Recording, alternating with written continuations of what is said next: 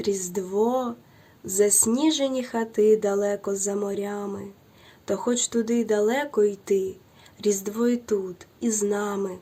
Дідух із ярих колосків війшов повагом в двері, то духи прадідів, дідів засіли до вечері.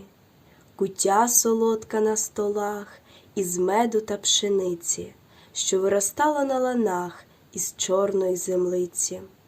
А під столом горішків рій поміж пахучим сіном, на ньому в хаточці малій лежить свята дитина.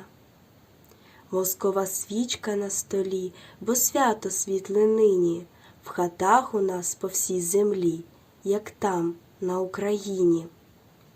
Мандрує теж вертеп новий, від хати та до хати, так звикло праздник дорогий, бурсатство зустрічати. Летить молитва звідусіль до Божого дитяти, вернутись нам до рідних піль, принести дар багатий. І ці молитви долетять, до ніг впадуть дитяті, Різдво і Божа благодать по українській хаті.